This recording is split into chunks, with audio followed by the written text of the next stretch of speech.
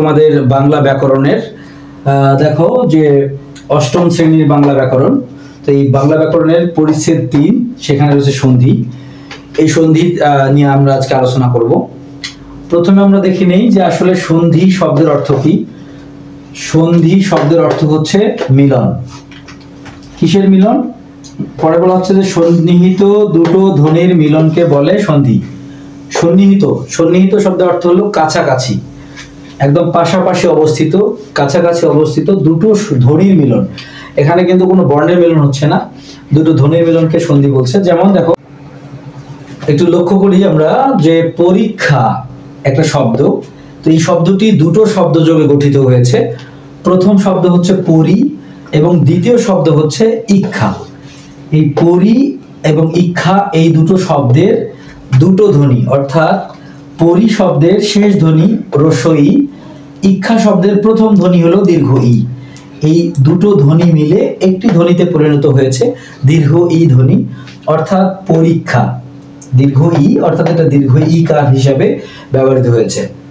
এবং সন্ধির প্রধান উদ্দেশ্য কি? সন্ধির প্রধান উদ্দেশ্য হচ্ছে স্বাভাবিক উচ্চারণে সহজ প্রবণতা, অর্থাৎ স্বাভাবিক উচ্চারণ করার সময় সেটা যেন সহজ হয়, উচ্চারণটা সহজ হয়। যেমন যদি আমরা বলতাম যে আজকে পরীক্ষা আছে, তাহলে বলতে গেলে অনেক সময় সাপেক্ষ। ঠিক এই উচ্চারণের সহজ করা, শ্রুতিমধুর করা, শব্দকে সংক্ষেপ করা এবং নতুন একটা শব্দ গঠন করাও হচ্ছে এই সন্ধির উদ্দেশ্য। 4 নম্বরে আমরা দেখব যে আসলে সন্ধির আমাদের গুরুত্ব কি বা প্রয়োজনীয়তা কি, সন্ধি কি কাজ করে। তাহলে আমরা দেখব সন্ধি কি কি কাজ করে। সন্ধি দেখব যে আমাদের প্রথমে নতুন শব্দ সৃষ্টি করে। সন্ধি কি করে? নতুন শব্দ সৃষ্টি করে। নতুন শব্দ সৃষ্টি করে। নতুন শব্দ সৃষ্টি করে। কিভাবে নতুন শব্দ সৃষ্টি করে আমরা একটু উদাহরণের সাহায্যে দেখি। যে দেখা গেল বিদ্যা, বিদ্যা একটা শব্দ যোগ আলয়, আলয়, এই দুটো শব্দ মিলিয়ে একটা শব্দ তৈরি হচ্ছে বিদ্যালয়। বিদ্যালয়, বিদ্যালয়। দেখো এখানে বিদ্যা অর্থাৎ শিক্ষা, আলয় মানে হলো গৃহ, অর্থাৎ যে গৃহে শিক্ষা প্রদান করা হয়, বিদ্যালয় বা পাঠশালা। তো আমরা একটা শব্দ পেলাম বিদ্যালয়। তাহলে সন্ধির কাজ হচ্ছে নতুন শব্দ সৃষ্টি করা। আবার দেখা গেল কথা বলার সময় শব্দের উচ্চারণ সহজ হয়। তাহলে আরেকটা কি? উচ্চারণ সহজ হয়। উচ্চারণ সহজ হয়, সহজ হয়। যখন কথা বলার সময় আমরা যখন কথা বলি, দ্রুততম সময় কথা বলি, দ্রুততার সাথে কথা বলি, তখন সেটাকে সহজ করে তোলে, অর্থাৎ উচ্চারণ সহজ হয়। যেমন ওই আগের কথাই বলতে হয় যে আমি বিদ্যালয়ে যাচ্ছি, বলতে খুব সহজ হচ্ছে, কিন্তু যদি বলা হতো যে আমি বিদ্যালয়ে যাচ্ছি, তাহলে কথা বলাটা একটু কঠিন হয়ে যেত। আরো একটা গুণ আছে বা আরো একটা এর গুরুত্ব রয়েছে, সেটা হচ্ছে যে ভাষা সংক্ষিপ্ত হয়। ভাষাটা সংক্ষিপ্ত হয়, ভাষা সংক্ষিপ্ত হয়। দেখো ভাষা সংক্ষিপ্ত হয়, অর্থাৎ এটা একটা বড় শব্দ ছিল আর এখানে ছোট শব্দ তৈরি হলো বিদ্যালয়। এটার আরো একটা গুণ আছে, সেটা হচ্ছে শ্রুতি মধুর করে, অর্থাৎ ভাষাকে কি করে? শ্রুতি মধুর করে তোলে। শ্রুতি মধুর বা শুনতে ভালো লাগে, অর্থাৎ আমরা যখন এভাবে বলি শুনতে ভালো লাগে।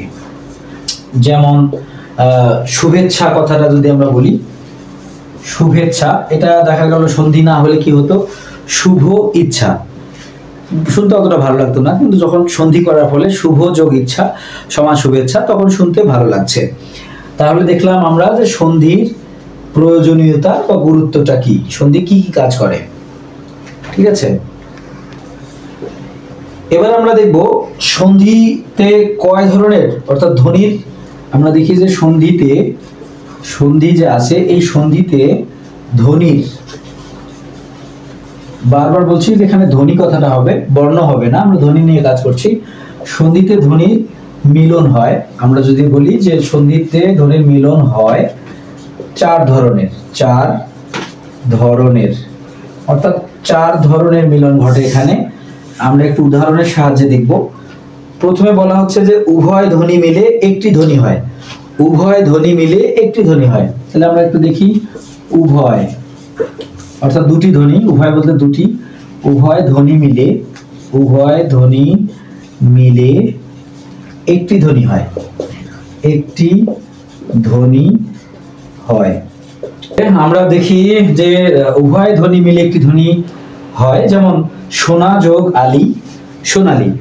সোনা শব্দটার শেষে আ, আলী শব্দের প্রথমে আ, অর্থাৎ দুটো আ মিলে একটি আ বা আকারে পরিণত হয়েছে, সোনালী।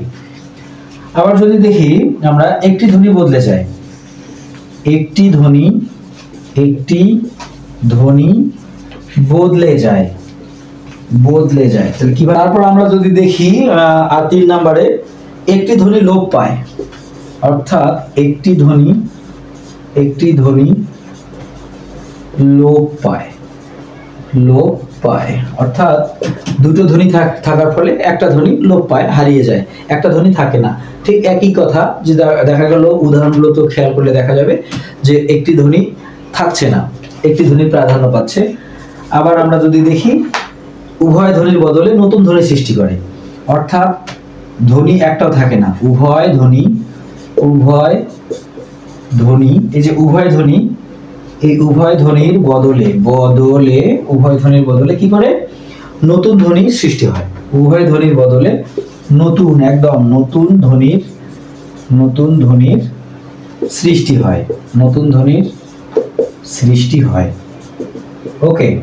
উভয় ধ্বনির বদলে নতুন ধ্বনির সৃষ্টি হয়, অর্থাৎ একটিও থাকে না, একটা নতুন ধ্বনির সৃষ্টি হয়। যেমন স যোগ ইচ্ছা সমান হলো স্বেচ্ছা। স, এখানে নিচে একটা অ আছে, স, ইচ্ছার রস্য ই আছে, কিন্তু আমরা দেখলাম যে এখানে এ হয়েছে, এ বা একার বসেছে, স্বেচ্ছা। স ঠিক আছে, আর ইচ্ছা রস্য ই বদলে গিয়ে কি হয়েছে? একদম উভয় ধ্বনি অ এবং ই কোনোটি এখানে না বসে একদম এ বসেছে, স্বেচ্ছা হয়েছে। অতএব বিষয়টি ক্লিয়ার যে সন্ধিতে ধ্বনির মিলন হয় 4 ধরনের। এ পর্যায়ে আমরা দেখব সন্ধি কত প্রকার। আসলে সন্ধি 2 প্রকার, সন্ধি মূলত 2 প্রকার। একটা হচ্ছে স্বরসন্ধি, আর একটা হচ্ছে ব্যঞ্জন সন্ধি।